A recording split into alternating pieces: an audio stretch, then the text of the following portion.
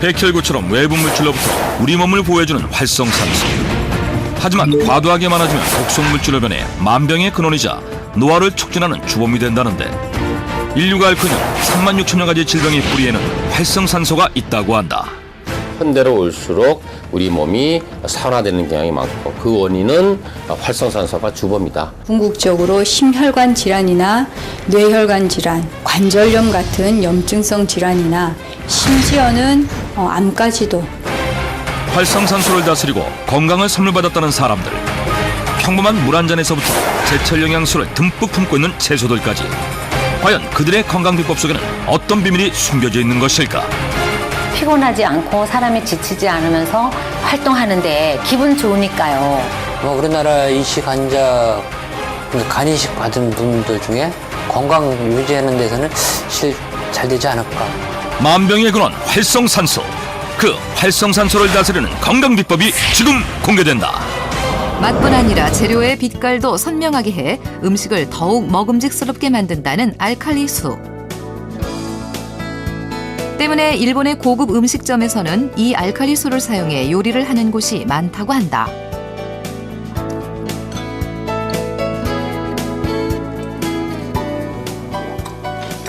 맛있다. 수많은 약보다 더 귀한 약이 됐다는 물, 알칼리수. 제가 건강해지려는 다양한 노력을 했는데, 뭐 운동도 있고 또 뭐 그 외에 이제 다른 여러 가지 방법이 있습니다. 그런데 제일 중요한 것은 섭생을 바꾸는 거라고 생각을 했거든요. 그 먹는 것을 바꾸면 물을 바꾸고, 그리고 또 하나 밥을 바꾸고, 그리고 또 반찬을 바꾼다면 저는 그 각종 질병으로부터 자유로워질 수 있다라고 좀 확신을 갖는 사람이거든요. 그래서 제가 볼 때는 정말 약알칼리수, 약알칼리 지장수, 그리고 그것을 활용한 그 약선밥들, 또 그것을 활용한 각종 반찬들, 이런 것들이 1차적으로 제 몸을 좋아지게 했다고 저는 확신을 합니다. 2년 전부터는 상태가 좋아져 갑상선 기능 항진증 약까지 끊었다는 유보열 씨. 그렇다면 알칼리수 덕분에 약까지 끊을 수 있었다는 유보열 씨의 말처럼 알칼리수에는 특별한 효능이 있는 걸까? 우리는 오랫동안 물에 대한 연구를 해온 이규재 박사를 찾아가 알칼리수에 숨어있는 다양한 효능을 확인해봤다. 우리가 흔히 마시는 일반 정수기 물과 알칼리수를 먹었을 때 우리 몸에는 다른 변화가 생기는 것일까? 그래서 각각의 물을 마신 후 체열 검사를 통해 적혈구 모습을 관찰해봤다. 같은 사람에게 한 번은 정수물을 먹게 하고 한 번은 이제 알칼리수를 먹게 하는데, 정수물을 먹는 경우에는 지금 음용 전 10분 후 30분 후 변화가 30분이 지나서야 이제 우리 몸에 뭉쳐있던 적골구를 퍼지게 하는 걸 볼 수가 있습니다.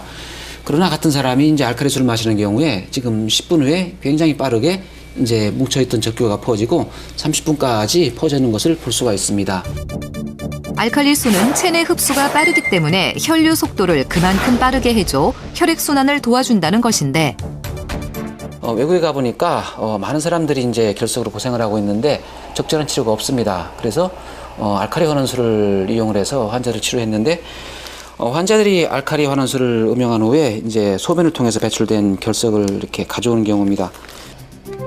또 체내 흡수가 빠른 만큼 몸속 노폐물을 배출하는 데도 탁월하다고 알려져 있다. 그리고 알칼리수의 또 다른 효능을 볼 수 있는 흥미로운 실험을 진행해봤다. 같은 날 채취한 두 송이의 장미. 하나는 정수기물, 다른 하나는 알칼리수에 꽂아둔 상태로 장미 꽃잎의 변화를 관찰해봤다. 일주일간 지켜봤는데 점점 시들어가는 정수기 물 장미와 달리 오래도록 꽃잎이 살아있는 알칼리수 장미. 이는 알칼리수의 미네랄 성분이 장미 꽃잎의 영양분 역할을 했기 때문이다. 우리 몸속을 돌아다니며 세포와 DNA를 파괴해 각종 질병을 유발하는 활성산소. 그렇다면 알칼리수를 마시면 유보율 씨처럼 갑상선 기능 항진증과 지방간뿐 아니라 다양한 질병에 도움이 될 수 있는 것일까? 일본 규슈 대학의 시라하타 박사의 연구에 따르면 알칼리 이온수에는 풍부한 수소가 들어있는데 이 수소가 활성산소와 결합해 물이 되면 인체에 해가 되지 않는다는 것이다.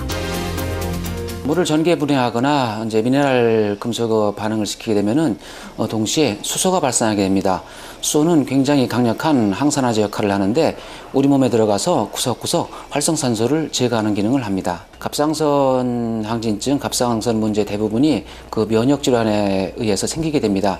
그러한 면역의 불균형을 조절하고 또 면역을 좀 약화시켜주고 염증을 가라앉혀주는 그런 기능이 있기 때문에 충분히 가능합니다.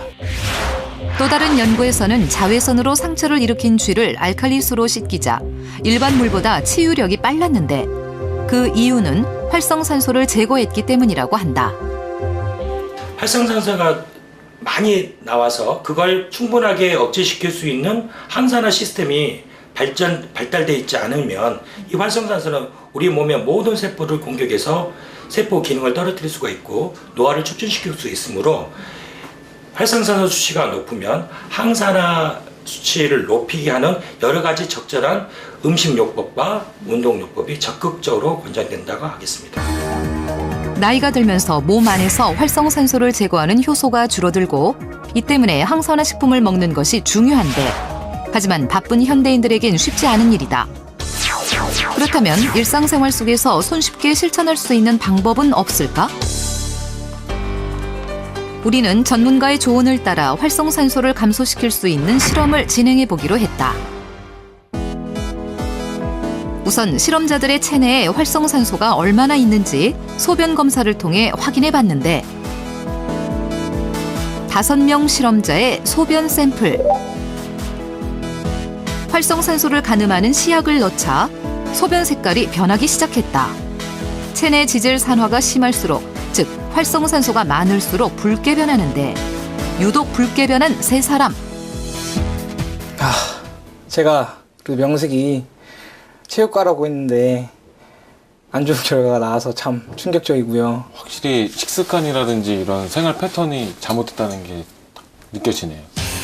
인스턴트 음식으로 끼니를 때우고 술, 담배를 거의 매일같이 하고 있었던 실험자들. 바로 좋지 않은 생활 습관이 문제였다. 좀 더 정확한 검사를 위해 혈액을 채취해봤는데 3사람 모두 활성산소 기준 수치를 초과한 상태였다. 활성산소는 우리 몸에 쌓이는 독성 물질인데요.